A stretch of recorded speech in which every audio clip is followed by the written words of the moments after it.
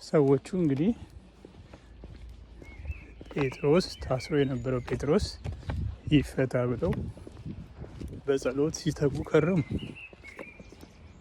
እንግዲህ እንደተባለው ጴጥሮስም መጣ፣ ከታሰረበት ተፈቶ መጣ። በር አንኳኳ። በር ሲያንኳኳ ግን የሚከፍትለት አጣ።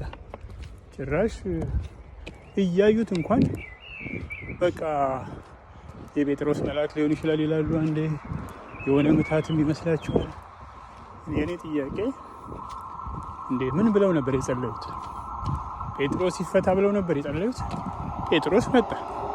ታዲያ ጴጥሮስ ሲመጣ ለምንድን ነው የማይከፍቱት? በጣም የሚገርሙ ሰዎች ናቸው። በጣም የሚገርሙ ሰዎች ናቸው። በእርግጥ ስለ እነሱ ልንገረም እንችላለን። ግን እኛስ ዛሬ የምናደርገው ከነኚህ ሰዎች የተለየ ነው?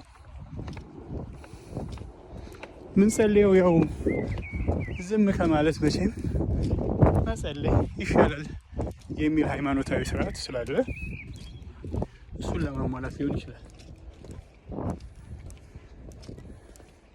ምክንያቱም የጸሎታችን መልስ የጠራ ነው ሲመጣ በር ካልከፈትንለት ስናካሄድ የነበረው ሃይማኖታዊ ስርዓት እንጂ በፍጹም የእውነት የምራችንን እንዳልሆነ ያሳያል።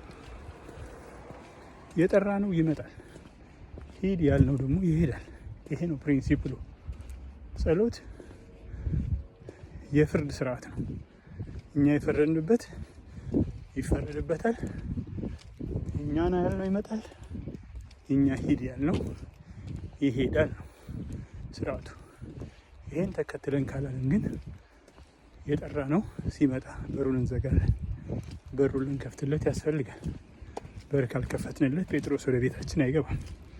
የተናገረው ነገር በጣም ሲሪየስ ነው። እኔ እንደዛ ነው የሚገባኝ። ግን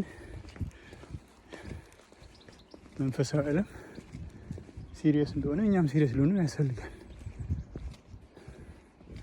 እንዲያው እንዳይቀር የሆነ ጸሎት እንዲያው ሰው ሁሉ ይጸልያል፣ እንዲያው ዝም ከማለት መጸለይ ይሻላል በሚል ብቻ ዝም ብለን የምንጸልይ ከሆነ ውጤቶቻችንን ሳንቀበል ሁሉ ጊዜ እንዳማረርን ኮምፕሌን እንዳደረግን ሀዘናችንን እያወራን ዘመናችንን እንጨርሳለን። ጴጥሮስ ይምጣ ስላለን ጴጥሮስ መጥቷል። የተጠራ መምጣቱ አይቀርም።